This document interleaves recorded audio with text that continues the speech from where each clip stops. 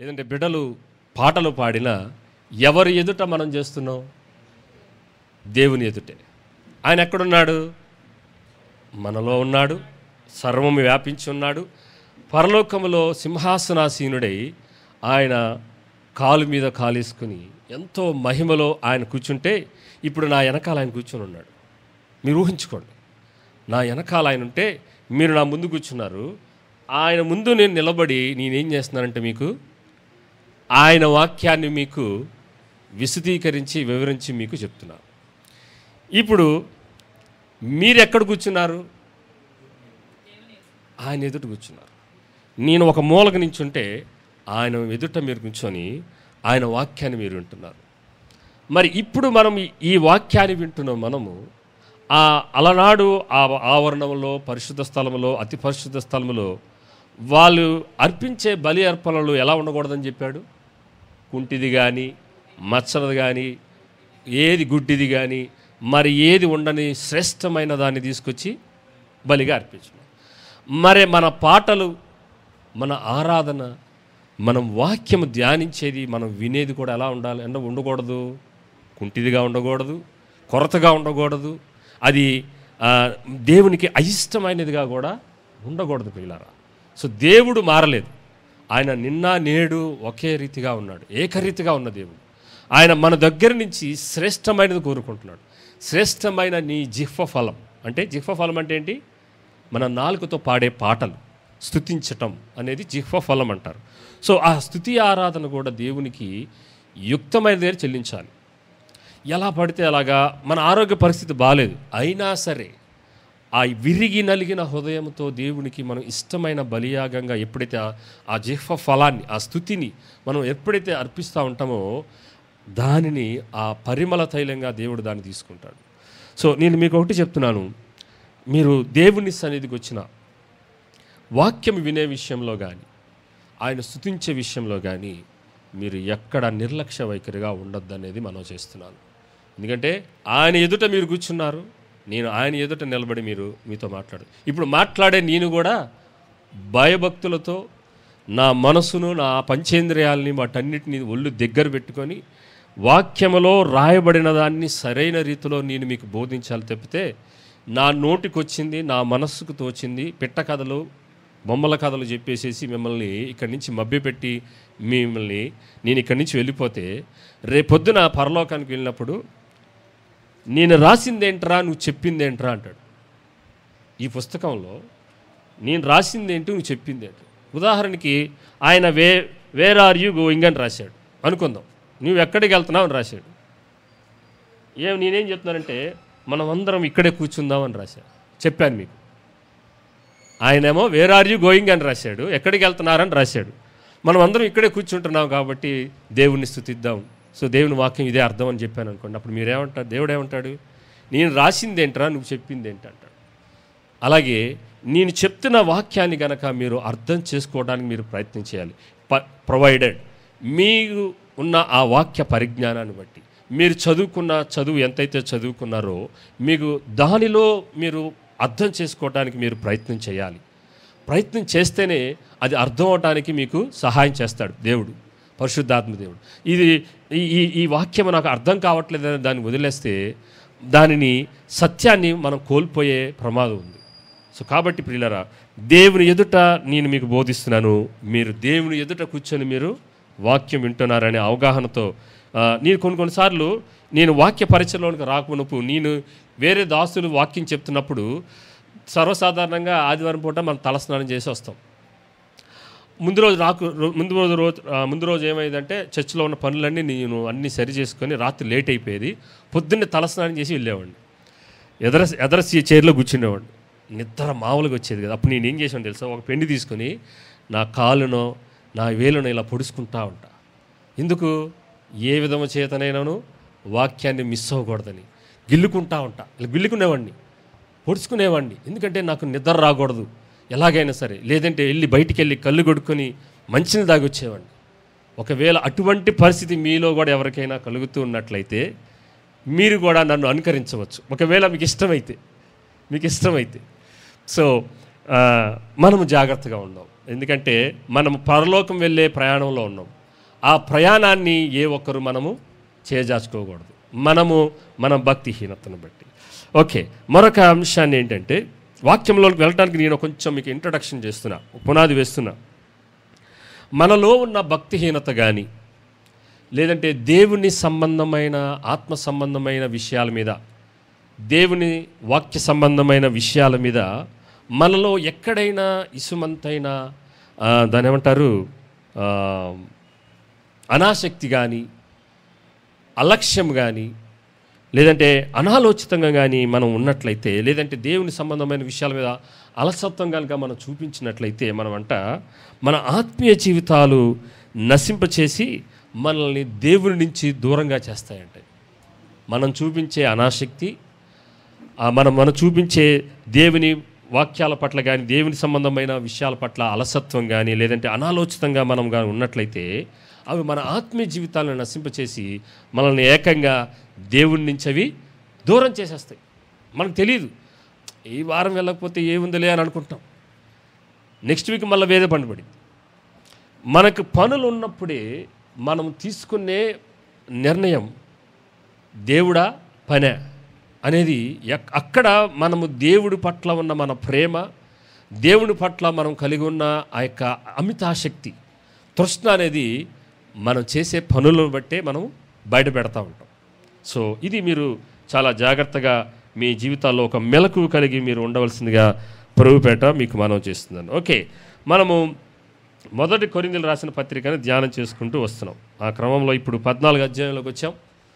ఇక మన ముందు 2 అధ్యాయాలు ఉంటాయి. ఆ 2 అధ్యాయాల్లో 15 అధ్యాయం చాలా పెద్దగా ఉంది కాబట్టి దాన్ని 2 భాగాలు చేసి మీకు వచ్చే వారం ఆ పై వారం చెప్తాను. తర్వాత 16 అధ్యాయాన్ని మనం ఈ పుస్తకాన్ని మనం ముగించబోతున్నాం. సో ఈరోజు మనం 14 అధ్యాయాన్ని చూడబోతున్నాం. గడిచిన వారం ఏం చూసాం మనం? 13 అధ్యాయంలోంచి ప్రేమను గురించి చూసాం. ప్రేమ ఏంటిది, ఎటువంటిది, ప్రేమ ఏం చేసిద్ది, మన పేరు పెట్టుకుని చూసాం. యేసు ప్రభు వారు ఆయన ఎలా ఉంటాడో కూడా మనం చూసాం, ఆ ప్రేమలో ఉన్న గుణ లక్షణాలన్నిటినీ. సో ఇప్పుడు ఆ 13వ అధ్యాయాన్ని కొనసాగిస్తున్నట్టుగానే ఈ 14వ అధ్యాయాన్ని ముగిస్తూ ఉంటాడు. చూడండి, కొంచెం కొనసాగిస్తాడు. ఫస్ట్ మొదటి వచనం చూడండి. ప్రేమ కలిగి ఉండుటకు ఏం చేయాలంట? ప్రయాసపడటం ఏంటి? బరువులు వేసినప్పుడు మనకు తెలిసిద్ది అమ్మ ప్రయాసం అంటే ఏంటి. లేదంటే ఏమైనా అప్పులు తీర్చాలంటే, లేదంటే ఏదైనా డబ్బులు కట్టాలంటే మనకు తెలిసిద్ది ప్రయాసం అంటే ఏంటో. ఇక్కడ ఏమంటున్నాడంటే ప్రేమ కలిగి ఉండటకు ప్రయాసపడమంటున్నాడు. ఫుట్ నోట్స్లో ఏమనుంది? ప్రేమను వెంటాడండి అని ఉంది. వెంటాడమంటున్నాడు అంటే we have to chase after the love of God. మనం ఏమనుకున్నాం? ప్రేమ అంటే దైవిక ప్రేమ అనుకున్నాం. 3 రకాల ప్రేమలు చూసాం. అదే 4వది దైవిక ప్రేమ. దానికన్నా ముందున్న లోకంలో ఉన్న 3 ప్రేమలు ఏంటంటే చెప్పండి? Eros, starch, philia. సో ఈ 3 రకాల ప్రేమలు ఉన్నాయి. అంటే సెక్షువల్ ప్రేమ ఉంటుంది, అలాగే సహోదరుల మధ్య, తల్లిదండ్రుల మధ్య, పిల్లల మధ్య ఉండే ప్రేమ, స్నేహితుల మధ్య ఉండే ఈ ప్రేమలు ఉంటాయి. కానీ దైవిక ప్రేమ అనేది దేవుడు పెట్టే ఆ ప్రేమలో ఉన్న ప్రేమ యొక్క గుణ లక్షణాలని మనం గడిచిన వారం చూసాం. ఇది దీర్ఘకాలం సహిస్తుంది, దయ చూపించిద్దని మనం చూసాం, అన్నిటినీ తాలుకుంటుంది, అన్నిటిని నమ్మిద్దని మనము 13వ అధ్యాయం చూసాం. ఇప్పుడు ఈయన ఏమంటున్నాడంటే ఇవన్నీ చెప్పిన తర్వాత కూడా మీరు ప్రేమ కలిగి ఉండడానికి ప్రయాసపడండి, లేదంటే ప్రేమని మీరు వెంటాడమంటున్నాడు. ఎందుకంటే మనం ఒకటి గమనించాలి పిల్లారా, ఈ చుట్టుపక్కల మీరు చూసే ఈ లోకంలో ప్రేమరహితమైన, ప్రేమ లేని లోకములో మనం జీవిస్తున్నాం. అసలు వాళ్ళు ఎంత కఠినాత్మంగా ఉంటారంటే తల్లిదండ్రులు పిల్లల విషయంలో అలాగే ఉంటున్నారు, పిల్లలు తల్లిదండ్రులు కూడా అంతే ప్రేమరహితంగా ఉంటున్నారు.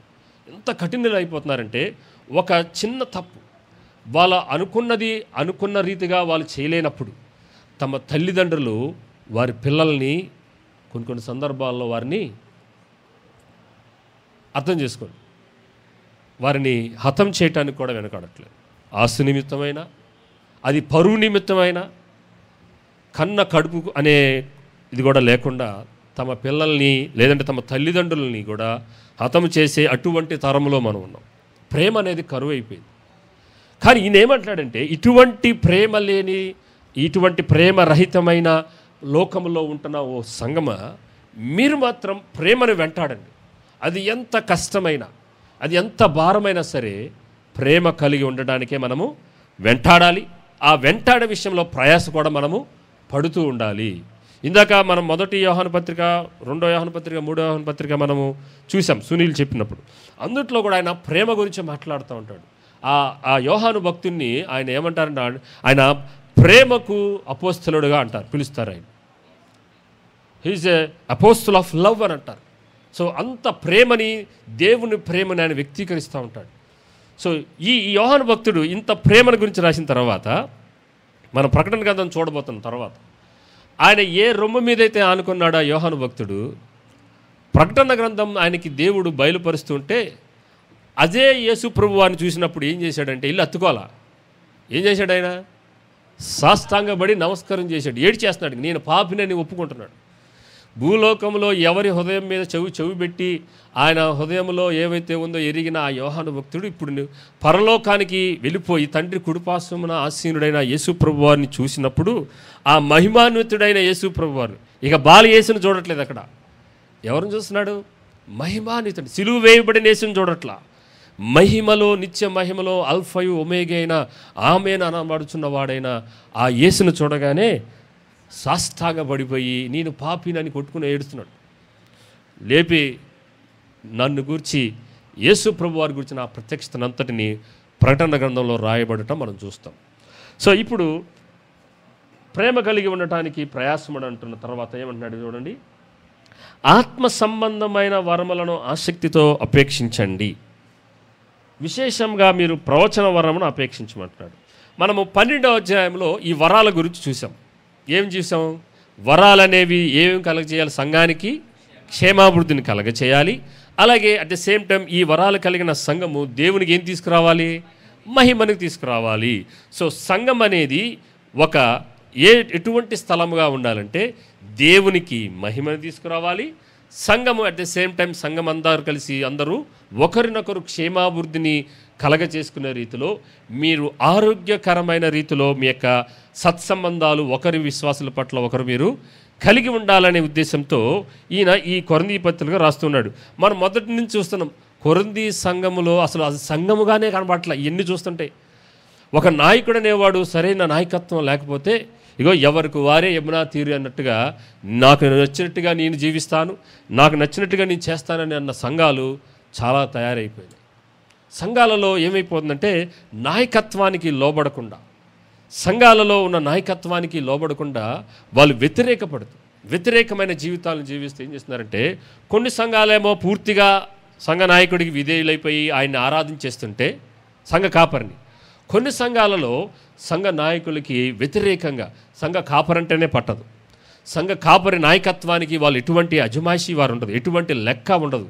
సో వాళ్ళు ఇష్టానుసారమైన జీవితాలను జీవిస్తుంటే ఈ కొరింథీ సంఘంలో కూడా అలాంటి ఉండి వీళ్ళట ఆత్మచేత నింపబడ్డారు.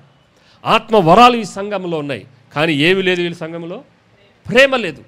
సో ప్రేమ లేకుండా మీరు ఇవన్నీ కలిగి ఉన్నారు, ప్రేమ కలిగి ఉండడానికి మీరు ప్రయాసపడండి అని చెప్తూ ఇప్పుడు ఆత్మ సంబంధమైన వరాలని ఆసక్తితో అపేక్షించండి అంటున్నాడు. ఇప్పుడు మనము గడిచిన వారం కూడా మనం చూసాం, 12వ అధ్యాయం ధ్యానం చేసుకున్నప్పుడు మనం చూసాం ఒక్కొక్కరికి దేవుడు ఒక్కో రకమైన వరాన్ని, తలాంతులని దేవుడు ఇస్తూ ఉంటాడు. నాకు ఇచ్చిన తలాంతు మీకుండదు, మీకు ఇచ్చినది నాకు ఇవ్వడు. సో దేవుడు ఒక్కొక్కరికి ఒక రకమైన తలాంతుని ఇస్తాడు, అభిషేకాన్ని ఇస్తాడు, అలాగే వరాలను కూడా దేవుడు ఇస్తూ ఉంటాడు.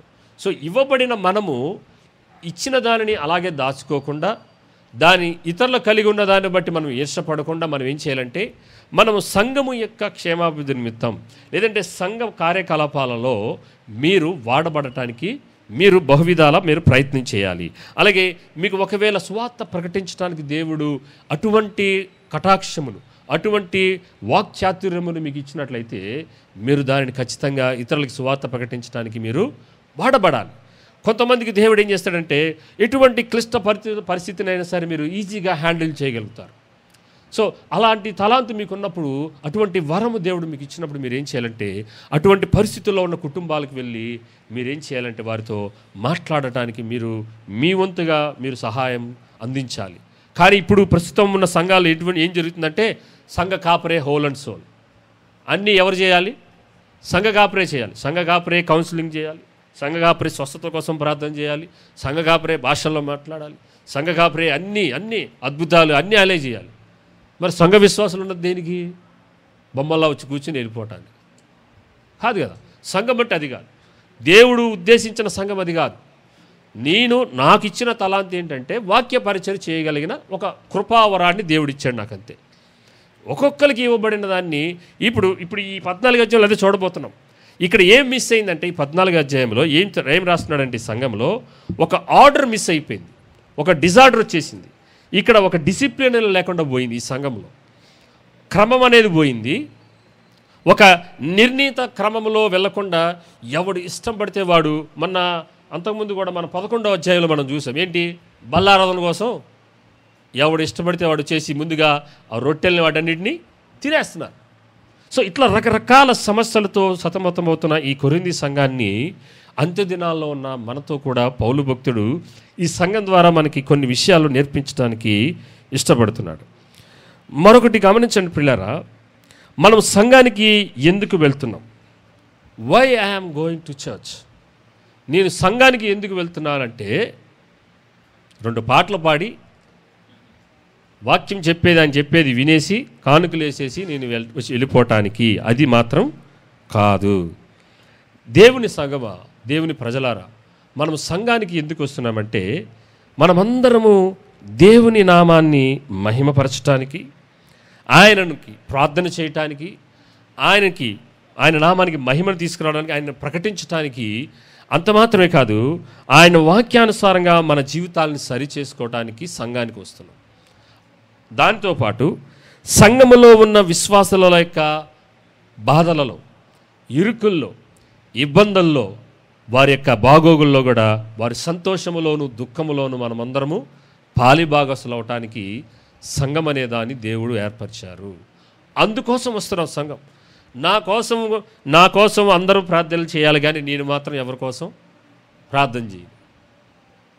అదే స్వార్థపరమైన భక్తి జీవితాలు ఎంతో పెచ్చరిల్లిపోతున్నాయి సంఘ వ్యవస్థలో.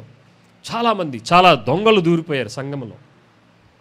కాపర్ల రూపంలో, పెద్దల రూపంలో, నాయకుల రూపంలో, విశ్వాసుల రూపంలో చాలా దొంగలు సంఘంలోకి దూరిపోయారు పిల్లరా.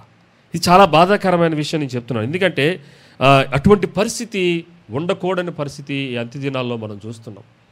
సో ఇక్కడ దేవుడు ఏమంటున్నాడంటే సంఘానికి వచ్చిన ప్రతి ఒక్కరూ సంఘములో జరగవలసింది ఏంటంటే మొట్టమొదటిగా దేవునికి మహిమ చెల్లించబడాలి. మనము మన ఆలోచనల ద్వారా, మన తలంపుల ద్వారా, మన చేష్టల ద్వారా, మన పాటల ద్వారా, మన పనుల ద్వారా, మీ పనుల ద్వారా కూడా మీరు దేవుని మహిమపరచవచ్చు. తెలుసా? మీరు చేసిన పని వేరొకరు ఇంకోళ్ళు చేయలేరు. ఎప్పుడైతే ఆ పని చేసినప్పుడు అబ్బా భలే చేసావే, దేవుడికి మంచి తలంపు ఇచ్చాడు అని ఎవరిని పొగుడుతున్నాం? మళ్ళా దేవుడిని మహిమపరుస్తూ ఉంటాం. కొన్నిసార్లు మనము అడగకుండానే దేవుడు మన జీవితంలో కొన్ని అద్భుతాలు చేస్తూ ఉంటాడు. అద్భుతాలు దేనికోసం అంటే మనల్ని ఇంకా దేవుని సన్నిధికి దగ్గర తీసుకొచ్చి ఆయనను మరింతగా తెలుసుకోవడానికి, ఆయనను మరింతగా ప్రకటించడానికి దేవుడు అద్భుతాలు చేస్తాడు. అద్భుతం దేవుణ్ణి వాడుకోవటం కోసం కాదు, దేవుడు మనల్ని వాడుకోవటం కోసం దేవుడు అద్భుతాలు చేస్తూ ఉంటాడు. సో మనము ప్రియ సంఘాన్ని మీరు మీలో ఉన్న మీ సంఘము గూర్చిన ఆలోచన మీది ఏదైతే ఉందో దాన్ని నూతనపరచుకోండి. సంఘం అంటే ఒక 4 గోడలు కాదు. సంఘం అంటే పాటలు పాడేసి, వాక్యాన్ని వినేసి, కానుకలు వేసి, బల్లారాధనిస్తే బల్లిస్తే తీసుకొని వెళ్ళిపోయేది సంఘం కాదు ప్రియులారా. ప్లీజ్, మనం ఎదుగుతూ ఉన్నాం. నేను గొప్ప చెప్పుకోవడానికి చెప్పట్లేదు, కానీ నేను వాక్యాన్ని ఎంత లోతుగా నేను ధ్యానిస్తున్నానంటే ఇక్కడ 100 మంది ఉన్నా అదే రకంగా ధ్యానం చేస్తాను, 10 మంది ఉన్నా కూడా నేను అదే రకంగా ధ్యానం చేస్తాను. ఎందుకంటే శ్రేష్టమైనది మీకు ఇవ్వాలని నేను ఇష్టపడుతున్నాను. మనము ఒకవేళ రేపొద్దునే ప్రభు రాకడనుకోండి, అటువంటి దినాల్లో ఉన్నాం. రేపొద్దునే ప్రభు రాకడైతే మిమ్మల్ని ఆయనకి ఇష్టమైన వధువుగా మలచాల్సిన రీతిలో నేను మలచకపోతే రేపొద్దున నేను జవాబు చెప్పుకోవాలి దేవునికి. అది 10 మంది ఉన్నా సరే, 100 మంది ఉన్నా సరే, నా పర్సనల్ మెడిటేషన్ టైం మిమ్మల్ని లోతుగా తీసుకెళ్లాలని ఆశపడుతున్నాను. నేను లోతుగా తీసుకెళ్లాలంటే ఆ లోతులోకి మీరు కూడా నాతో కూడా రావాలి. నేను బయట గట్టునే ఉంటానంటే దేవుని ఆత్మ సంబంధం విషయాలు మనము గ్రహించలేం ప్రియులారా. సో మనం చూద్దాం. ఇక్కడ ఈయన ఏం రాస్తున్నాడంటే 2వ వచనంలో, ఎందుకనగా వరాలను అపేక్షించమంటున్నాడు, అంటే అడగమంటున్నాడు. మీరు ఆసక్తితో అపేక్షించండి, విశేషంగా ప్రవచన వరాన్ని అడగమంటున్నాడు. ఇక్కడ ఆ సంఘములో ఏం జరుగుతుందంటే, ఇక్కడ మీరు 3 రకాలు గమనించాలి. ఈ సంఘములో ఉన్న 3 రకాల వరాలు ఏంటంటే, ప్రవచన వరం ఒకటి ఉంది. ప్రవచన వరం అంటే ఏంటి? భవిష్యత్తులో జరగబోయేదాన్ని ముందుగానే తెలియచెప్పడాన్ని ప్రవచనం అంటారు. ప్రవచనం వరం ఉంది. 2వది భాషలు మాట్లాడే వరం. ఇంకో వరం ఉంది, అన్య భాషలు మాట్లాడే వరం. ఇదేంటన్నా, భాషల వరం అన్నా అన్య భాషల వరం అన్నా 2 ఒకటే కదా? ఒకటేనా? 2 ఒకటేనా కాదా? అన్య భాషలన్నా 2 ఒకటేనా వర్షిత? తెలియదు. 2 ఒకటి కాదు, వేరు. ఇప్పుడు ఎందుకు దాన్ని అన్య భాష అన్నారంటే, యూదులు మాట్లాడే యూదా భాషకి ఏమంటారు, ఏం భాష అది? యూదులు మాట్లాడే హెబ్రీ భాష కాకుండా ఏది మాట్లాడినా వాళ్ళకి అది అన్య భాషే. యూదులకి ఇప్పుడు యూదులు హెబ్రీ భాష కాకుండా గ్రీక్ మాట్లాడారనుకోండి, ఆ చుట్టుపక్కల ఉన్న వాళ్ళకి ఏం భాష అయింది? అది అన్య భాష అయింది. ఇప్పుడు పెంతెకోస్తు దినాన ఏం జరిగిందంటే, వాళ్ళు మేడగదిలో ఉండి 120 మంది ప్రార్థన చేస్తుంటే పైనుంచి పరిశుద్ధాత్మ దేవుడు శరీరాకారములో పావురం వలె వారి మీద అగ్నిజాలాలు వంటి విభాగించబడినట్టుగా నాలుకలుగా వారి మీద వచ్చి వాలినప్పుడు, ఇప్పుడు వీళ్ళు మాట్లాడుతున్నారు. దేంట్లో మాట్లాడుతున్నారు? అన్య భాషలో మాట్లాడుతున్నారు. వీళ్ళేమో యూదులు, హెబ్రీ భాష మాట్లాడేవారు వీళ్ళు. ఎవరు? ఈ 120 మంది. కానీ వీళ్ళు ఏం మాట్లాడుతున్నారంటే అన్య భాషల్లో మాట్లాడుతున్నారు. ఆ 2వ అధ్యాయంలో కనుక మీరు ఇంటికి వెళ్ళి చదివితే, ఆ రోజు పెంతెకోస్తు దినం అంటే వివిధ ప్రాంతాలలో చెదిరిపోయిన యూదులు ఏం చేశారంటే, వాళ్ళు యూదులే కానీ వాళ్ళు వెర్నాక్యులర్ లాంగ్వేజ్ ఏమేంటి, ఉదాహరణకి వాళ్ళు ఫ్రాన్స్ నుంచి వచ్చారనుకో, డచ్ లాంగ్వేజ్ మాట్లాడే యూదులు అక్కడికి వచ్చారు. లేదు ఇంగ్లాండ్లో ఉన్న యూదులు అనుకోండి, వీళ్ళేం మాట్లాడేవాళ్ళు? ఇంగ్లీష్ మాట్లాడే యూదులు పెంతెకోస్తు దినం యెరూషలేంకి వచ్చారు. ఇప్పుడు ఇండియా నుంచి వెళ్ళారనుకో, యూదులు ఉన్నారు ఇండియాలో తెలుసుగా, వీళ్ళు హిందీ మాట్లాడేవాళ్ళనుకో, హిందీ మాట్లాడే యూదులు అక్కడికి వెళ్ళారు. ఇప్పుడు ఈ 120 మంది మాత్రం ఏం చేస్తున్నారంటే, ఒకళ్ళేమో హిందీ భాషలో మాట్లాడుతున్నారు, ఒకళ్ళేమో ఇంగ్లీష్లో మాట్లాడుతున్నారు, ఇంకొకళ్ళేమో డచ్ లాంగ్వేజ్లో మాట్లాడుతున్నారు. దేవుని కార్యాలను వాళ్ళు వివరిస్తున్నారు. హెబ్రీ భాష మాట్లాడే యూదులకి ఈ 3 భాషలు ఏమైనాయి? అన్య భాషలైనవి. సో అన్య భాషల్లో మాట్లాడుతున్నారు. ఇప్పుడు ఆ అన్య భాషల్లో దేవుని కార్యాలు చెబుతూ ఉంటే దేవుడు ఎందుకు వారిని ఎంచుకున్నాడో ఇవన్నీ వాళ్ళకి తెలియకుండానే, వాళ్ళ కంట్రోల్లో లేకుండానే ఈ యూదులు ఏం చేస్తున్నారంటే, హెబ్రీ భాష మాట్లాడే యూదులు వారి సొంత భాషలో దేవుని కార్యాలని వీరు వివరిస్తూ ఉన్నారు. దేవుని సువార్తను వారికి చెప్తున్నారు. ఎప్పుడైతే వీరు ఆ భాషలు మాట్లాడి తమ సొంత లాంగ్వేజ్లో మాట్లాడటం విన్నారో, వీరికి ఏమైందంటే, అరే వీళ్ళు కపర్నహూములో కానీ నజరేతులో కానీ వీరు గలిలీలో పుట్టి పెరిగిన యూదులు కాదా వీళ్ళంటే మన భాషలో దేవుణ్ణి మహిమపరుస్తున్నారని చెప్పి విని ఆ ఆశ్చర్యమైన కార్యం వలన పరిశుద్ధాత్మ దేవుడు వారిని కన్విక్షన్ చేసి వాళ్ళలో ఒక పశ్చాత్తాపాన్ని కలగజేసి ఆ దినాన వారు మారు మనసు పొందేలాగిన దేవుడు ఆత్మకార్యం జరిగించాడు. సో ఇప్పుడు అన్య భాషలు అంటే మీకు అర్థమైందా? ఇప్పుడు ప్రవచన వరం అంటే తెలుసు, అన్య భాషలు అంటే ఏంటో తెలుసు. ఇప్పుడు భాషల వరం ఒకటి ఉంది. భాషలు అంటే ఏంటంటే which is not known to us, మనకి అర్థం కాదు. ఈ భాషల వరం అనేది దేవుడు అందరికీ ఇవ్వడు. మనము 12వ అధ్యాయంలో మనం చూసాం. 12వ అధ్యాయంలో ఏం చూసాం? పరిశుద్ధాత్మ దేవుడు ఒక్కొక్కరికి తన ఇష్టం చొప్పున ఎవరెవరికి ఏ గిఫ్ట్ ఏ వరం ఇవ్వాలో ఆయనకి ఇష్టానుసారంగా ఇస్తూ ఉంటాడు. సో ఒకవేళ నాకు దేవుడు ఆ భాషలో మాట్లాడే వరం నాకు ఇచ్చాడు అనుకోండి, మీకు ఇవ్వలేదు, దాన్ని బట్టి మీరు ఈర్ష్య పొందకూడదు, నేను ఈర్ష్య పొందకూడదు, మీరు దుఃఖించకూడదు. మీకు ఏదో వేరే వరం ఇచ్చుంటాడు. మేబీ మీకు స్వస్థపరిచే వరం ఇచ్చుంటాడేమో, లేదు మీకు ప్రవచనం వరం ఇచ్చి ఉండొచ్చు, లేదంటే మీరు జ్ఞానయుక్తంగా మీరు వివేచన వరం కలిగి ఒక సంఘటన జరగబోతుంది, దర్శనాల వరం ఒక మీకు ఇచ్చుండొచ్చు. ఈ రోజుల్లో ఏమైపోయిందంటే సంఘంలో కొన్ని డినామినేషన్ల వల్ల ఏమైపోయిందంటే ఈ ఆత్మకార్యములు, పరిశుద్ధాత్మ కార్యములు లేవు, ఆగిపోయినాయి అనే ఒక థియరీలోకి వచ్చి సంఘములోనికి కొన్ని సిద్ధాంతాలు తీసుకొచ్చి ఏం చేశారంటే పరిశుద్ధాత్మ దేవుని కార్యాలు లేవు అని ఆగిపోయినాయి. అది కేవలం ఆది సంఘం కాలం వరకే అని చెప్పి ఏం చేశారంటే భాషలని లేదంటే స్వస్థతని వరాలని వీటన్నిటిని నిలిచిపోయాయని చెప్పేసి ఒక థియరీ తీసుకొచ్చి అదొక సిద్ధాంతంలోకి వెళ్ళిపోయారు. మరొక సిద్ధాంతం ఏమైపోయిందంటే మరీ ఎక్స్ట్రీమ్కి వెళ్ళిపోయారు. కొన్ని సంఘాలు ఏమైపోయిందంటే ఇక ఎక్కడ కనబడినా భాషల్లో మాట్లాడడం. నువ్వు భాషల్లో నింపబడలేదా, అయితే నువ్వు ఆత్మను పొందుకోవాలా. ఆత్మ పొందుకోవాలని చెప్పి వారి సంఘంలో ఏం చేస్తున్నారు, డ్రమ్ము కొట్టే కొలది ఆత్మ భాషలు నింపబడి వాళ్ళు ఏం చేస్తారంటే భాషల్లో మాట్లాడుతూ వారు పరిశుద్ధాత్మ దేవుని అవమానకరంగా వాళ్ళు ఏం చేస్తున్నారంటే కొన్ని సంఘాల్లో అటువంటి రీతిగా ప్రవర్తించే సంఘాలు కూడా ఉన్నాయి. అయితే ఎక్స్ట్రీమ్, అయితే లో స్ట్రీమ్. చాలా సంఘానికి మనము చాలా బ్యాలెన్స్డ్గా ఉండాలి. ఇచ్చిన వరాన్ని తిరిగి సంఘం కోసం దేవుని మహిమ కొరకు మీరు వాడబడాలి. సో ఇది ఇక్కడ జరుగుతున్న పరిస్థితి. ఇక్కడ ఏమంటున్నాడంటే భాషతో మాట్లాడువాడు ఎవరితో మాట్లాడతారంట, మనుషులతో కాదు. ఇక్కడ మీరు గమనించాలి, ఇక్కడ అన్య భాష అనలేదు. ఏమని అన్నాడు, భాష అని మీరు విన్నట్లయితే అది దేవుడితో ఆ విశ్వాసి నింపబడిన ఆ వరం కలిగిన విశ్వాసి దేవునితో మాట్లాడుతూ ఉంటాడు, దేవుని మర్మాలని మాట్లాడుతూ ఉంటాడు. అది మనకు అర్థం కాదు. ఓకే, మనుష్యుడెవ్వడును గ్రహింపడు కానీ ఏం చేస్తున్నాడంట, మనకి ఎవరికి అర్థం కాదు కానీ ఆత్మ వలన మర్మాలను పలుకుతూ ఉంటాడు. మనకి ఎవరికి అర్థం కాదు. ఇది భాషల వరం కలిగిన వారికి దేవుడు ఇచ్చే కృపావరం. అది అందరికీ ఇవ్వడు, అందరికీ ఒకటే ఇవ్వాలని లేదు, ఆయనకి ఇష్టానుసారంగా ఇస్తాడు. ఇప్పుడు చూడండి, మరియు క్షేమాభివృద్ధియు హెచ్చరికయు ఆదరణయు కలుగునట్లు చూడండి. ఇక్కడ ఒక వరమేమో దేవునితో మాట్లాడేదైతే ప్రవచన వరం ఉంది. ఈ ప్రవచన వరం ఎవరితో మాట్లాడతారు, మీతోనే మాట్లాడతారు కదా, మనుషులతో మాట్లాడతాడు. ఈ ప్రవచనం దేనికోసం అంట, మొట్టమొదటిది క్షేమాభివృద్ధి. మొదటిది క్షేమాభివృద్ధి పొందడానికి మన ప్రవచనం చెప్పాలి చెప్పేటప్పుడు. అది రెండోది హెచ్చరిక చేయటానికి మన ప్రవచనం అటు రీతిగా ఉండాలి. మూడోది ఆదరణ కలిగించేదిగా మన ప్రవచనాలు ఉండాలి.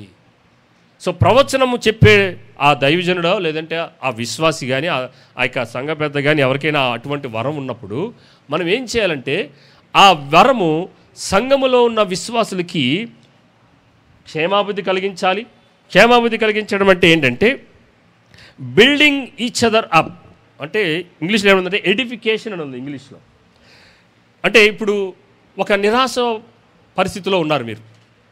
ఒక నిరాశమైన పరిస్థితిలో గుండా ఒక కుటుంబం వెళ్తున్నప్పుడు దేవుని ఆత్మచేత నింపబడి ఆ ప్రవచనం కలిగిన ఆ వ్యక్తి ఏం చేయాలంటే ఆ కుటుంబానికి ఆదరణ కలిగించేలాగా అతను దేవుని దగ్గర పొందుకున్న ఆ మాటల్ని వారి కుటుంబాన్ని కట్టేలాగా ఏం చేయాలి, ఆ ప్రవచనం ఆ కుటుంబానికి సహాయం చేసేలాగా ఉండాలి. రెండోది ఏం చేయాలంట, హెచ్చరించాలి. ఎవరైనా పాపంలో ఉన్నట్లయితే సంఘంలో ఉన్న విశ్వాసులు దేవుడు అతనికి బయలుపరిచినప్పుడు అతన్ని వ్యక్తిగతంగా తీసుకెళ్ళి నువ్వు పాపంలో ఉంటున్నావు, ఇటువంటి పాపంలో ఉంటున్నాడు, దేవుడు నాకు బయలుపరిచారు కాబట్టి నువ్వు ఆ విషయంలో జాగ్రత్తగా ఉండని చెప్పి మనం ఏం చేయాలి, హెచ్చరించేదిగా ఉండాలి. మూడోది ఏం చేయాలంటే ఆదరణ కలిగించాలి. ఏం చేయాలంటే ఒక వ్యక్తి ఒక సలహా కోసం ఎదురు చూస్తున్నాడు, లేదంటే speaking to someone coming closely, అంటే ఒక వ్యక్తి కన్సోలేషన్ కోసం ఒక కంఫర్ట్ కోసం ఎదురు చూస్తున్నాడు. అప్పుడేం చేయాలంటే దేవుని ఆత్మవరం కలిగి ఈ యొక్క ప్రవచనం వరం కలిగిన వ్యక్తి ఏం చేయాలంటే ఆ దేవుని దగ్గర నుంచే పొందుకున్న ఆ ఆదరణ మాటల్ని వాక్యానుసారంగా ఏం చేయాలంటే వెళ్ళి ఆ కుటుంబంతో కానీ ఆ వ్యక్తితో కానీ అట్లాగా ఎడిఫికేషన్ అలాగే ఎగ్జార్టేషన్ కంఫర్ట్ చేసేదిగా ప్రవచనం వరం అందరికీ సహాయకారకంగా ఉండాలి. ఎవరితో మాట్లాడతాడు ప్రవచనం అనేది, మనతోనే, మనుషులతో మాట్లాడుతూ ఉంటాడు. కాబట్టి భాషలేమో దేవునితో మాట్లాడుతూ ఉంటాడు, రెండోది ప్రవచనమేమో మనము మనుషులతో మాట్లాడుతూ ఉంటాడు. నాలుగో వచ్చిన చూడ ఏమంటాడు, భాషలతో మాట్లాడేవాడు తనకే క్షేమాభివృద్ధి కలుగ చేసుకొనును కానీ ప్రవచించువాడు సంగమునకు క్షేమాభివృద్ధి కలగచేయును. అంతే కదా. ఇప్పుడు నేను భాషల్లో మాట్లాడుతున్నాను, మీకు ఎవ్వరికీ అర్థం కాదు, నేను దేవునితో మాట్లాడుకుంటున్నాను. కానీ ఎప్పుడైతే ఒక వ్యక్తి నిలబడి ప్రవచనం చెప్తూ ఉన్నప్పుడు ఆ ప్రవచనము సంఘమంతటికి క్షేమాభివృద్ధి కలగజేస్తుంది. వివిధ రకాల స్థితుల్లో ఉన్న వారికి క్షేమాభివృద్ధి, హెచ్చరిక, ఆదరణ ప్రవచనం వల్ల కలుగుతుంది. కాబట్టి వాటిని అపేక్షించండి అంటున్నాడు. కోరుకోనండి. వరం అనేది దేనికోసం? సంఘములో ఉన్న విశ్వాసులు ఒకరినొకరు పురికొల్పుకోవటానికి, ఒకరినొకరు కట్టుకోవటానికి, ఒకరినొకరు హెచ్చరించుకోవటానికి ఇవి సహాయం చేయాలి, దేవుని మహిమపరిచేదిగా ఉండాలని ఇక్కడ మనము నేర్చుకుంటున్నాం. ఇక్కడ మనం చూసినట్లయితే 5వ వచనంలో, మీరందరూ భాషలతో మాట్లాడవాలని కోరుచున్నాను, కానీ మీరు ప్రవచించవలనని మరి విశేషంగా కోరుచున్నాను.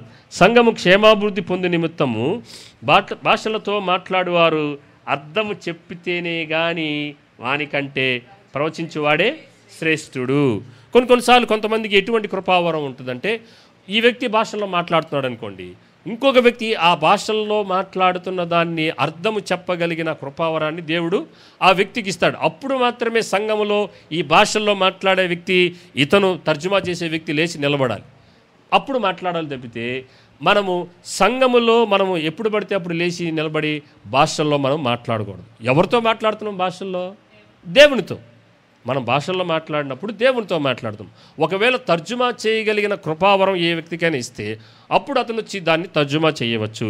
లేని ఎడల కామ్గా కూర్చోమని ఇక్కడ చెప్తా ఉంటాడు. కింద చూడండి 6వ వచనం, సహోదరులారా ఆలోచించండి, భాషలతో మాట్లాడుచు నేను మీ యొద్దకు వచ్చి సత్యమును బయలుపరచవలనని అయినను, జ్ఞానోపదేశం చేయవలనైనను, ప్రవచింపవలనైనను, బోధింపవలనైనను మీతో మాట్లాడకపోయిన ఎడల నా వలన మీకు ప్రయోజనమేమి అని చెప్తూ దానికి ఉదాహరణ చెప్తున్నాడు. పిల్లన గ్రోవి కానీ వీణె కానీ నిర్జీవ వస్తువులు, అవన్నీ నిర్జీవమైన వస్తువులే, కానీ నాదం ఇచ్చినప్పుడు, అంటే మనం వాటిని మీటినప్పుడు, కొట్టినప్పుడు, వాటిని ప్లే చేసినప్పుడు స్వరములలో భేదము కలగచేయని ఎడల ఊదినదేదో మీటినదేదో ఎలాగూ తెలియను. అంటే నువ్వు భాషల్లో మాట్లాడుతున్నావు, నువ్వు ఏం మాట్లాడుతున్నావు మాకు తెలియనప్పుడు ఎందుకు? అలాగే ఈ వస్తువులు ఉన్నాయి, ఈ ఇన్స్ట్రుమెంట్స్ ఉన్నాయి, అది ఏ స్వరముతో ఎక్కడ ఏది మీటుతున్నావో, ఏది సరిగ్గా పలకకపోతే నువ్వు ఏ ఇన్స్ట్రుమెంట్ ప్లే చేస్తున్నావో, ఏ స్వరం ప్లే చేస్తున్నావో మాకు ఎలా తెలిసిద్ది? కాబట్టి భాషల్లో మాట్లాడే నువ్వు 8వ వచనంలో చూడేమంటున్నాడు, మరియు బూర స్పష్టము కాని ధ్వని ఇచ్చినప్పుడు యుద్ధమునకు ఎవడు సిద్ధపడతాడు? అలాగే మీరు స్పష్టమైన మాటలు నాలుకతో పలికితేనే గాని పలికినది ఎలాగూ తెలియను, మీరు గాలితో మాట్లాడుచున్నట్టుందరు. లోకమందు ఎన్నో విధములకు భాషలున్నను, వాటిలో ఒక్కటైనను స్పష్టము కానిదై ఉండదు. మాటల అర్థము నాకు తెలియకుండిన ఎడల మాట్లాడువానికి నేను పరదేశిగా ఉండును, మాట్లాడువాడు నాకు పరదేశిగా ఉండును. మీరు ఆత్మ సంబంధమైన వరాల విషయమై ఆసక్తి గలవారు గనుక సంఘమునకు క్షేమాభివృద్ధి కలిగిన నిమిత్తం అవి మీకు విస్తరించినట్లు ప్రయత్నం చేయండి. సో భాషలతో మాట్లాడినప్పుడు జరిగే పరిస్థితుల గురించి ఇక్కడ వివరిస్తున్నాడు. మీరు మాట్లాడితే ఎవరికీ అర్థం కాదు. దాని వలన ఏమవుతుందంటే, మీరు మాట్లాడుకునే మనం అందరం ఏమైపోతామంటే, నేను మీకు ఫారినర్ని, నాకు మీరు ఫారినర్ అవుతారు. సో అందుకనే మనము ఇప్పుడు ఈ రోజుల్లో మనకి ఏమొచ్చేసినాయి, మన ఫోన్లో ట్రాన్స్లేషన్ యాప్లు వచ్చినాయి. ట్రాన్స్లేషన్, నేను తెలుగులో మాట్లాడితే ఇంగ్లీష్లో ట్రాన్స్లేట్ చేసేలాగా, ఇంగ్లీష్లో మాట్లాడితే తెలుగులో ట్రాన్స్లేట్ చేసేలాగా. కానీ ఈ భాషలో మాట్లాడితే మాత్రం దానికి ట్రాన్స్లేషను లేదు, ఎవరు చేయలేరు. ప్రొవైడెడ్ దేవుడు అటువంటి కృపావరం దేవుడు ఎవరికైనా ఇస్తే తప్పితే. సో భాషలో మాట్లాడినప్పుడు మనము చాలా జాగ్రత్తగా ఉండాలి. సంఘానికి క్షేమాభివృద్ధి కలిగించినప్పుడు ఆ వరాన్ని కలిగి ఉన్నప్పటికీ కూడా మనం ఏం చేయాలంట? కామ్గా ఉండాలి, కూర్చోవాలి, పక్కన కూర్చోవాలి. సో చాలా సంఘాల్లో కొన్ని సంఘ కాపులు ఏం చేస్తున్నారంటే, ఈ వరాన్ని బాగా బలవంతంగా రుద్దేస్తున్నారు. భాషల్లో మాట్లాడాలి. అరే వాడికి ఇవ్వనప్పుడు వాడు ఎలా మాట్లాడతాడు? ఇక వాళ్ళు ఆ విశ్వాసులు ఎలా విసిగిపోతున్నారంటే, ఆ దైవజనునికి చెప్పలేక ఈయనేదో మాట్లాడిందో, లేదంటే తోటి విశ్వాసం ఏదో మాట్లాడిందో దాన్ని అరువు తెచ్చుకొని తమను నాలుకల మీద వేసేసుకొని ఆ భాషల్లో మాట్లాడేస్తే, కింద పడి దొల్లేస్తే అయిపోయిందిరా బాబు, మా పాస్టర్ గారిని సాటిస్ఫై చేసేయమని చెప్పేసి ఏం చేస్తున్నారంటే, అట్లా భాషల్లో మాట్లాడుతున్న పెంతెకోస్తు సంఘాలు చాలామంది ఉన్నాయి. మనం అట్లా చేయటం వల్ల పరిశుద్ధాత్మ దేవుణ్ణి, ఆయన యొక్క అధికారాన్ని మనం ఏం చేస్తున్నామంటే దుర్వినియోగం చేస్తున్నాం. అంతే కదా, ఆయన ఇష్టానుసారంగా నేను ఇస్తానరా, నాకు ఎవరికి ఏది కావాలంటే, ఈ సంఘ కాపురు ఏం చేస్తున్నాడంటే, ఆ డినామినేషన్కి చెందావా, వైట్ అండ్ వైట్ వేసుకున్నావా, ఆ ఆదివారం ఖచ్చితంగా అరగంట సేపు గంట సేపు సంఘములో భాషల్లో మాట్లాడాలి. అరే మీరు మాట్లాడింది నాకు అర్థం కానప్పుడు సంఘంలో ఉన్న వారికి క్షేమాభివృద్ధి ఎలా కలగజేసిద్ది? కామ్గా కూర్చోండిరా బాబు అంటే వీళ్ళు మాత్రం పరిశుద్ధాత్మ దేవుని వాక్యాన్ని పక్కన పెట్టేసి పెడచెవిని పెట్టేసి వీళ్ళ సొంత సాంప్రదాయాల్లో సంఘాన్ని ఎంతో బస్టు పెట్టిస్తున్నారు. వీళ్ళారా జాగ్రత్తగా ఉండాలి. అందుకనే వివిధ రకాలైన వింత బోధలు, వింత పోకడలు మనం చూస్తూ ఉంటాం. భాషల్లో మాట్లాడాలని అది దేవుని చిత్తమే కాదు. అందరికీ ఒకవేళ భాషల వరం అందరికీ కలిసి ఉన్నట్లయితే చూడండి, కింద రాస్తాడు చూడండి 13వ వచనం.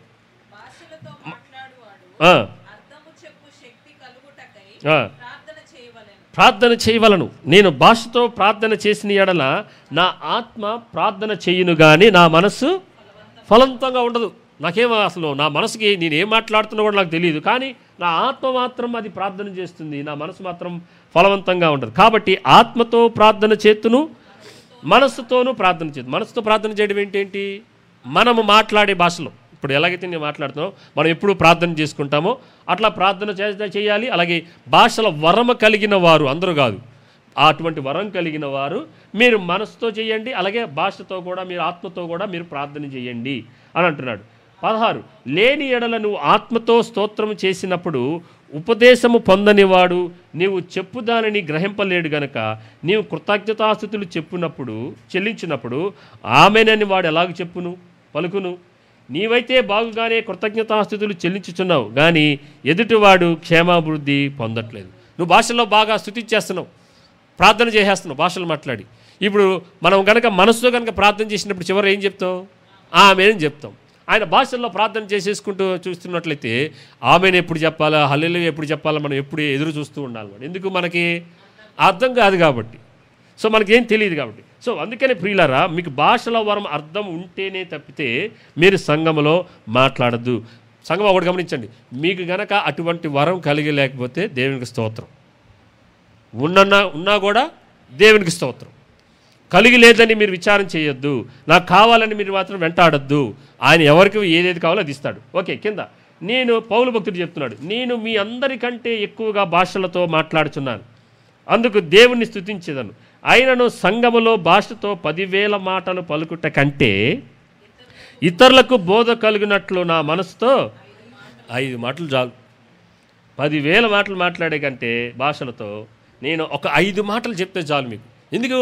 ఆ 5 మాటలు మీకు ఏదో మనసుని హృదయాన్ని కట్టేవిగా ఉంటాయి, మిమ్మల్ని హెచ్చరించేవిగా ఉంటాయి, మిమ్మల్ని గణపరిచేవిగా ఉంటాయి, దేవుణ్ణి ఉంటాయి. కానీ భాషల్లో కనుక అన్ని భాషలు మాట్లాడినప్పటికీ మీకు ఫలభరితంగా ఉండదు.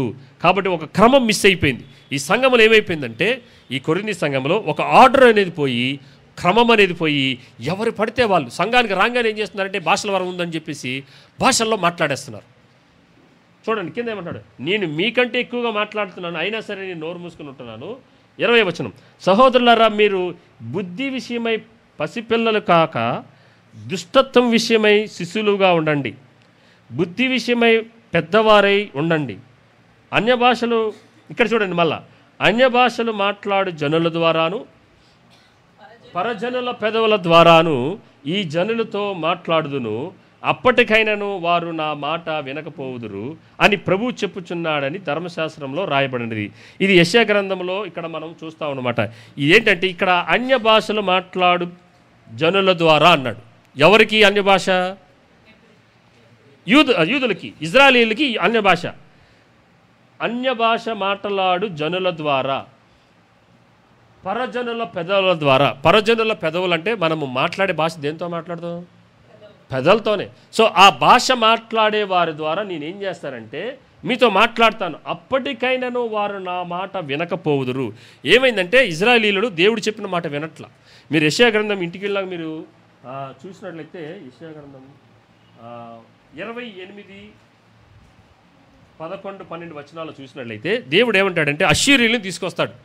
ఇజ్రాయేల్ మీదకి దండెత్తి అష్షూరీ రాజులను తీసుకొచ్చి ఏం చేస్తాడంటే ఆ అష్షూరీ భాషలో వాళ్ళు వచ్చి ఆ రాజులు ఏం చేస్తారంటే ఆ సైన్యం మొత్తం వారి భాషలో ఇజ్రాయేల్తో మాట్లాడతారు. ఇప్పుడు ఏమైంది? వీళ్ళకి అర్థం కాదు, అన్య భాష మాట్లాడుతున్నారు వీళ్ళు. వాళ్ళు మాట్లాడేదాం వీళ్ళకేం అర్థం కావట్లా. కానీ దేవుడు ఏం చేస్తున్నాడంటే మీరు నాకు లోబడలేదు కాబట్టి, నా మాట వినలేదు కాబట్టి పరజనుల భాషలో మాట్లాడే వాళ్ళు మీ మధ్యలోకి తీసుకొచ్చి వారి భాషలో మీకు మాట్లాడేలాగా తీర్పు తీర్చబోతున్నానని చెప్పి వారు తీర్పు తీస్తారన్నమాట. వచ్చి అష్షూరీయులు వీళ్ళు దండెత్తి ఏం చేస్తారంటే ఆ ఇజ్రాయెల్ దేశం మొత్తాన్ని నాశనం చేసేస్తారు వీళ్ళు. వాళ్ళు ఏం చెప్పారు? మిమ్మల్ని నాశనం చేయబోతున్నాం అని చెప్పారు అష్యూరియన్ లాంగ్వేజ్లో. వీళ్ళకేమి అప్పుడు ట్రాన్స్లేట్ చేయడానికి యాప్లు లేవు, వాళ్ళ దగ్గర ఫోన్లే లేవు. సో వీళ్ళకి ఏం అర్థం కాల. సో వాళ్ళు ఏదో అంటున్నారా అనుకొని వీళ్ళు కాముగుండిపోయారు. కానీ వాళ్ళు ఏం చేశారంటే దేవుణ్ణి తీర్పును అనుసరించి ఆ భాషలో మాట్లాడే వాళ్ళు ఏం చేశారంటే అన్య భాష మాట్లాడిన ఈదులకి అన్య భాష అయిన అష్యూరి లాంగ్వేజ్లో మాట్లాడినప్పుడు మేము మిమ్మల్ని నాశనం చేయబోతున్నాం, మిమ్మల్ని దండెత్తడానికి యుద్ధం చేయడానికి వస్తున్నామని చెప్పి వెళ్ళిపోయి మళ్ళీ వచ్చి ఏం చేశారంటే వాళ్ళ మీద దండెత్తేశారు, మొత్తం నాశనం చేశారు. అప్పుడు వీళ్ళకి జ్ఞానోదయం అయింది. అరే వీళ్ళు మనల్ని చంపడానికి వస్తున్నారా, మనల్ని నాశనం చేయడానికి వస్తున్నాడని దేవుడే మన మీదకి వీళ్ళని పంపించాడని చెప్పి అప్పుడు వీళ్ళు పశ్చాత్తాపడతారనమాట. సో దేవుడు భాషలను మనకి ఎందుకు ఇచ్చాడంటే మన క్షేమాభివృద్ధి పొందటానికి, దేవుని మహిమపరచడానికి. అన్య భాషలు ఇక్కడ చూడండి, మళ్ళీ కింద 22 వచనంలో ఏమంటాడు చూడండి. కాబట్టి భాషలు, ఇక్కడ అన్య భాష రాలేదు. భాషలు విశ్వాసులకు కాదు, ఎవరికంట? అదేంటి మరి వాళ్ళకి అర్థం కాదుగా. భాషల్లో మాట్లాడుతున్నారు సంఘంలో. ఇప్పుడు అవిశ్వాసులు వచ్చారు అనుకుందాం, మన సంఘంలో ఎవరైనా ఉన్నారు, సారీ అవిశ్వాసులు ఎవరైనా వచ్చారు, ఇప్పుడు భాషల్లో మాట్లాడుతున్నారు. ఒక ఆయన ఎవరైనా భాషలో మాట్లాడుతున్నారు అనుకుందాం, అవిశ్వాసం వచ్చింది. ఇప్పుడు ఇది ఎవరికి సూచన అంట? కాదు, అక్కడ ఎవరికన్నా చూడండి, అవిశ్వాసులకు సూచనే ఉంది, విశ్వాసులకు కాదు. ఎలాగంటే ఇప్పుడు ఈ అన్య భాషలో మాట్లాడుతూ ఉన్నప్పుడు ఈయన మాట్లాడుతూ ఉంటుంటే ఈ అన్యుడైన వ్యక్తి ఎవరైతే లోపలికి వస్తాడో ఆయన ఎటువంటి పరిస్థితుల గుండా వెళ్తున్నాడో భాషల్లో మాట్లాడుతున్న ఇతనికి దేవుని ఆత్మ కృపావరం వలన ఏమైందంటే అతన్ని తెలుసుకొని అతని పరిస్థితికి తగ్గడిన మాటలు ఈయన మాట్లాడతాడు, చెప్తా ఉంటాడు. ఈయనకు తెలియకుండా, ఈయన ఆధీనంలో లేకుండా పరిశుద్ధాత్మ దేవుడు ఆయన మీదకి వచ్చి ఏం చేస్తూ ఉంటాడంటే ఆ అన్యుడిగా ఉండి లోపలికి వచ్చిన వ్యక్తి జీవితంలో, అతని కుటుంబంలో, వ్యక్తిగతంగా అతను ఎటువంటి స్థితిలో ఉన్నాడో ఈయన మాట్లాడుతూ ఉంటుంటే ఆ అన్యుడికి ఏమైందంటే అర్థమయ్యేలాగా పరిశుద్ధాత్మ దేవుడు అతని పరిస్థితిని, ఒకవేళ అతను హిందీ మాట్లాడే వ్యక్తి అనుకుందాం వచ్చాడు, ఈయన ఈ భాషల్లో మాట్లాడుతున్నాడు, హిందీ మాట్లాడే వ్యక్తి ఇంట్లో లోపలికి వచ్చి కూర్చున్నాడు, సంఘంలో కూర్చున్నాడు అనుకుందాం. ఇప్పుడు ఈయన భాషల్లో మాట్లాడతాడు. ఈ భాషలు మాట్లాడే వ్యక్తి హిందీ రాదు, కానీ ఆయన హిందీ మాట్లాడే వ్యక్తి. ఇప్పుడు ఈయన భాషల్లో మాట్లాడుతూ ఉంటుంటే హిందీ లాంగ్వేజ్లో ఈయన దేవుని కార్యాలని ఏం చేస్తాడంటే ఆయనకి వివరిస్తాడు, ఆయన పరిస్థితి ఏంటో ఏం చేస్తాడంటే తెలియజేస్తాడనమాట. అప్పుడు దేవుడు వీరి మధ్యలో ఉన్నాడు సూచనగా ఏం చేస్తాడంటే ఆయన కన్విక్ట్ అయ్యి పశ్చాత్తాపడి ఆ అన్యజనుడు ఏం చేస్తాడంటే దేవుని వైపుకి మరలుతాడు. దేవుడు అలాగా సంఘములో ఉన్న విశ్వాసులకి అటువంటి కృపావరం ఇచ్చినప్పుడు ఏమవుతారంటే కొత్తగా నూతనంగా వేరే వేరే భాషలు మాట్లాడే వారి సంఘములోకి వచ్చినప్పుడు అది అన్నిసార్లు జరగదు, ఆయన చిత్తములో అనుకున్నప్పుడు మాత్రమే. ఓకేనా? అన్నిసార్లు జరగదు, ఇది ఆయన చిత్తంలో, ఆయన చిత్తానుసారంగా, ఆయన ఇష్టానుసారంగా అనుకున్నప్పుడు. ఇక్కడ చూడండి 14వ అధ్యాయంలో కిందకి రాస్తున్నాడు చూడండి, ఏమంటాడంటే ఎక్కడ వరకు మనం 22. కాబట్టి భాషలు విశ్వాసులకు కాదు అవిశ్వాసులకే సూచకమై ఉన్నాయి. ప్రవచించుట అవిశ్వాసులకు కాదు, ఎవరికంటే అవి విశ్వాసులకే సూచనమే. ఎందుకు? విశ్వాసులు ఏం చేయాలి? ఇవి ప్రవచనం ఏం చేసిద్ది? హెచ్చరించుటకును, క్షేమాబుద్ధి కలగజేయటను, హెచ్చరికను, ఆదరణ కలగజేసిద్ది. కాబట్టి ఇది సంఘంలో ఉన్న విశ్వాసులకి ప్రవచనం అనేది అది ఉపయోగపడుతుంది, అది సూచకమై ఉన్నది. ఇప్పుడు 23 సంఘమంతయు ఏకముగా కూడి అందరూ భాషలతో మాట్లాడుచుండగా ఉపదేశము పొందని వారెవరైనను అవిశ్వాసులు ఎవరైనా లోపలికి వచ్చిన ఎడల మీరు వెర్రి మాటలాడుచున్నారని అనుకుందురు కదా. వీళ్ళు ఏం చేస్తున్నారంటే సంఘంలో రాగానే అందరూ ఏకకంఠంతో అన్య భాషలు మాట్లాడేస్తున్నారు. ఇక లోపలికి ఎవరు కొత్తగా అన్యులు వచ్చారు, ఒకడు మాట్లాడితే అందంగా ఉంటుంది, అందరూ ఒకేసారి ఏకకంఠంతో భాషల్లో మాట్లాడుతుంటే అప్పుడే వాడు లోపలికి వచ్చిన వాడికి ఏమైందంట, ఏంటి వీళ్ళు వెర్రి మాటలు మాట్లాడుతారు, ఆర్ దే డ్రంకర్డ్, పిచ్చి పట్టింది వాళ్ళకి, తాగి ఉన్నారు ఏంటి అలా మాట్లాడతారని అన్యజనుడు అనుకుంటాడంట. ఎందుకు? సంఘములో క్రమం అనేది తప్పిపోయింది, ఒక నిర్దేశంలో వెళ్ళట్లేదు. వరము కలిగిన వారు ఒక క్రమంలో వెళ్ళాలి. కాబట్టి ఎవరైతే ఆ ఉపదేశం పొందని వాడు కానీ అన్యుడు కానీ వచ్చినప్పుడు చూసినప్పుడు అదే భాషలు ఎవరికి సూచనగా ఉన్నాయన్నాడు? అన్యజనులకు సూచనగా ఉన్నాయన్నాడు. అదే భాషలు సంఘంలో అందరూ ఒకేసారి మాట్లాడుతున్నప్పుడు అదే అవిశ్వాసి చూసి ఏమంటాడంట? వెర్రివారుగా ఉన్నారేంటి వీళ్ళు అని తిడతాడంట. కాబట్టి ప్రియులారా, అయితే అందరూ ప్రవచించుచుండగా అవిశ్వాసి అయినను ఉపదేశము పొందని వాడవడైనను లోపలికి వచ్చిన ఎడల అందరి బోధ వలన తాను పాపినని గ్రహించి అందరి వలన విమర్శింపబడును. అప్పుడు అతని హృదయ రహస్యములు బయలుపడును. ఇందువలన దేవుడు నిజముగా మీలో ఉన్నాడని ప్రచురము చేయుదురు. అతడు సాగిలపడి దేవునికి నమస్కారము చేయును. చూసారా, మనము మనుషులకి అర్థమయ్యే భాషలో ఆ ప్రవచనాన్ని చెప్తున్నప్పుడు అందరూ లేచి ప్రవచనాలు చెప్తున్నారు. ప్రవచనం ఎలా చెప్తారు? మనుషులకు అర్థమయ్యే భాషలో చెప్తారు. సో ఒక్కొక్కరు ఒక్కొక్క రకంగా దేవుడు వారికి ఇచ్చిన కృపావరాన్ని బట్టి ఆ అన్య జనుల్లో వచ్చిన వారి పరిస్థితులను వారు అన్యులకు అర్థమయ్యే భాషలో వారు వివరిస్తున్నప్పుడు నిజంగా వీరి మధ్యలో దేవుడు ఉన్నాడని చెప్పి పరిశుద్ధాత్మ దేవుని వల్ల పశ్చాత్తాపడంట వారి హృదయ రహస్యాలు బయటపడి వారు ఏమవుతారంట, సాష్టాంగపడి దేవుడికి మా మధ్యలో ఉన్నాడని చెప్పి నమస్కారం చేస్తారంట. చూడండి, భాషలు ఎప్పుడు వాడాలి, ప్రవచనం ఎప్పుడు వాడాలి, ఎంత మేరకు వాడాలనేది పౌలు భక్తుడు వాళ్ళకి ఒక ఉపదేశం చేస్తున్నాడు, హితోపదేశం చేస్తున్నాడు. ఇప్పుడు చూడండి 26 నుంచి ఒక క్రమబద్ధీకరణ చేస్తున్నాడు. సహోదరులారా, ఇప్పుడు మీలో ఏం జరుగుతుంది?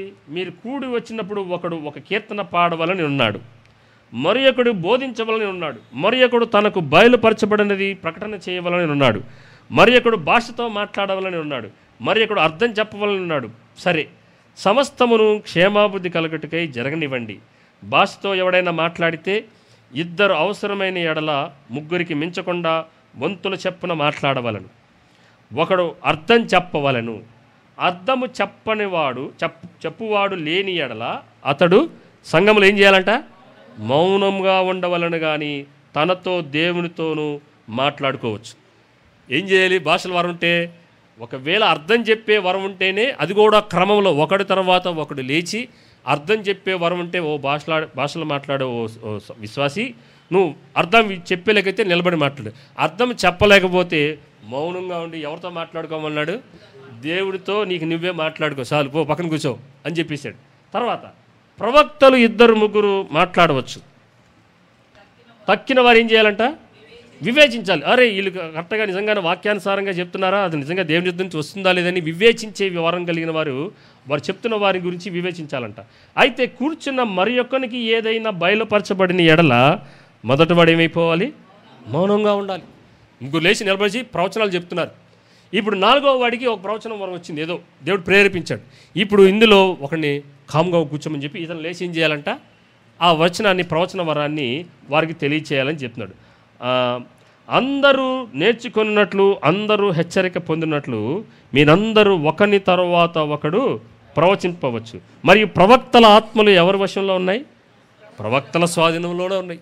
సో ప్రవచించే వారి స్వాధీనంలోనే, మీ స్వాధీనంలో ఉంటాయి. కాబట్టి మీరు దయచేసి తొందరపడి నేను చెప్పాలి ముందు అని ఎవరాలు తొందరపడద్దు.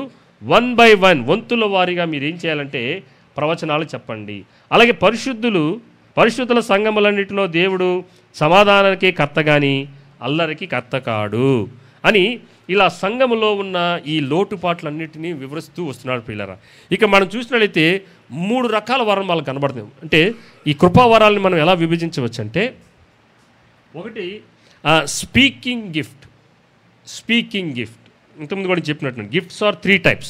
ఒకటి ఏంటంటే speaking gift, serving gift, science gift. SIGNS. Speaking gift ఏంటివి? భాషల్లో మాట్లాడడం, ప్రవచించటం, అలాగే జ్ఞానయుక్తంగా మాట్లాడడం, జ్ఞానాత్మను కౌన్సిలింగ్ చేయటం, ఇతరులను కౌన్సిలింగ్ చేయటం. అలాగే సర్వింగ్ గిఫ్ట్స్ ఏంటంటే స్వస్థపరచడం, ఇతరులకి దాతృత్వంగా ఇవ్వడం, ఇతరులకి సహాయం చేయటం. ఇవి సర్వింగ్ గిఫ్ట్స్ అన్నమాట. 3వది సైన్స్, అంటే సూచక క్రియలు, సూచన గుర్తులు ఏంటంటే, సూచక వరాలు ఏంటంటే అన్యూజువల్ మిరకల్స్, అంటే అసాధారణమైన అద్భుతాలు జరుగుతాయి ఈ సూచనల ద్వారా. అలాగే అద్భుతాలు, మిరకల్స్ అండ్ వండర్స్, అద్భుతాలు, సూచనలు, మహత్కార్యములు, ఈ ఇంతకుముందు ఎప్పుడు జరగని కార్యాలు జరుగుతూ ఉంటాయి. ఇలాగా వరాల్ని 3 రకాలుగా విభజించారు దైవదాసులు. సో మనము దేవుడు మనకి ఏ వరం ఇచ్చాడో, మీరు ఇందాక చెప్పాను కదా, మీరు బాగా కౌన్సిలింగ్ చేయగలుగుతారు, మీరు పిల్లల్ని బాగా కంట్రోల్ చేయగలుగుతారు. లేదంటే పలానా పరిస్థితిలో మీరు ఇచ్చే ఆలోచన కరెక్ట్గా ఆలోచన ఇస్తారు. అది స్పీకింగ్ గిఫ్ట్స్ కింద వస్తుంది. లేదు, ఒక వ్యక్తి చాలా కడుహీనమైన స్థితిలో ఉన్నాడు, మీరు ఏ పేదవారిని చూసినా, ఏ సహాయంలో ఉన్నవారిని చూసినా వెంటనే మీకు ఇవ్వాలనిపిస్తుంది. సో అది గివింగ్ గిఫ్ట్స్, అది సర్వింగ్ గిఫ్ట్స్ కింద అవుతుంది.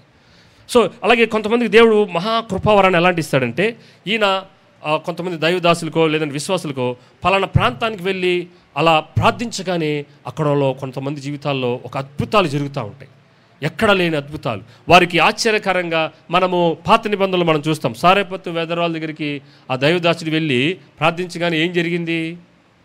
నూనె కుండలో ఏమైందంటే ఆ కుండలో పోస్తుండగా అనేక వాటిలో పోస్తూ ఉండగానే వస్తూనే ఉంది. అలాగే ఇంకో అద్భుతం చేస్తాడు. ఒక అతని గొడ్డలి పడిపోతే, నీళ్ళల్లో పడిపోతే అది గొడ్డలి పైకి తేలేలాగా ఏం వేస్తాడు? ఒక చెట్టు కొమ్మను తీసి అలా ఏంగానే నీళ్ళలో ఏంగానే గొడ్డలి పైకి తేలిద్ది. సో ఇలా కొన్ని ఇప్పుడు జరగని అద్భుతాలు కొంతమంది దాసుల ద్వారా కానీ విశ్వాసుల ద్వారా కానీ ఖచ్చితంగా దేవుడు జరిగిస్తాడు. ఇది మీరు గుర్తెరగవలసిందిగా మనం చేస్తున్నాను. సో సంఘము యొక్క ప్రాముఖ్యమైన ఉద్దేశం ఏంటంటే, తర్వాత వచనాలను కూడా మీరు ఇంకా ఉన్నాయి కాబట్టి మీరు వాటిని ఇంటికి వెళ్ళి చదువుకుని చాలా సెల్ఫ్ ఎక్స్ప్లెనేషన్గా ఉంటాయి.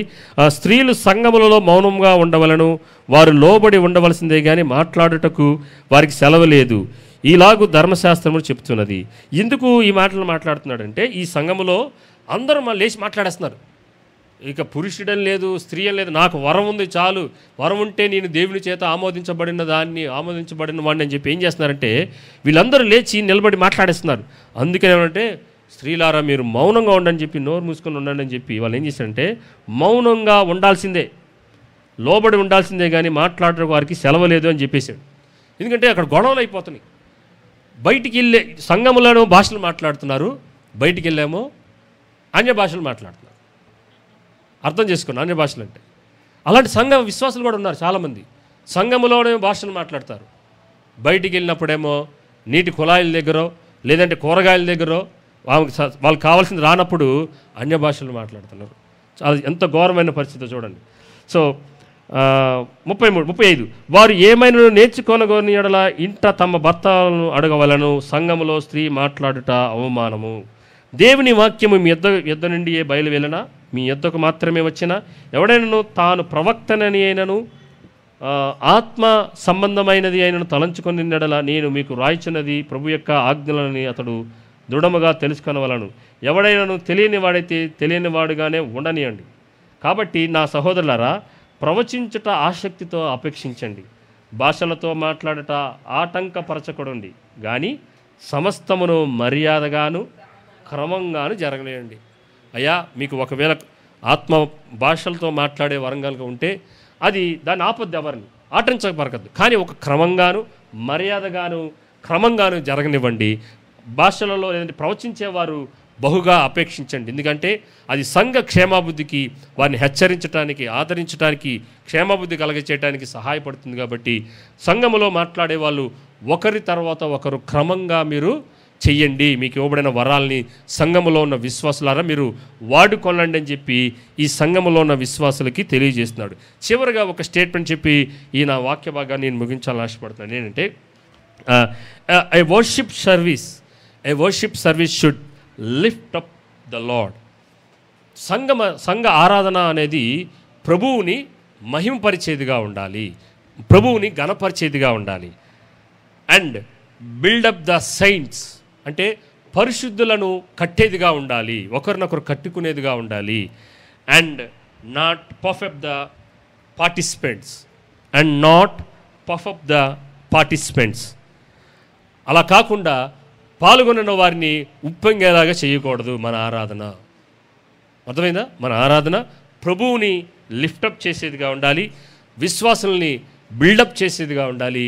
అంతేగాని వచ్చిన విశ్వాసులందరూ ఒకరినొకడు పొగుడుకుంటూ అది ఒకరినొకరు గణపరుచుకునేదిగా మాత్రం ఉండకూడదు అనేది ఈ యొక్క 14వ అధ్యాయంలో ఉన్న అందరి సారాంశంలో ఒక క్రమం అనేది మర్యాదకరంగా మీరు కలిగి ఉన్న దాన్ని జరిగించండి ప్రియులారా అని చెప్పి ఈ పౌలు భక్తుడు వీళ్ళకి తెలియజేస్తున్నాడు ప్రియులారా.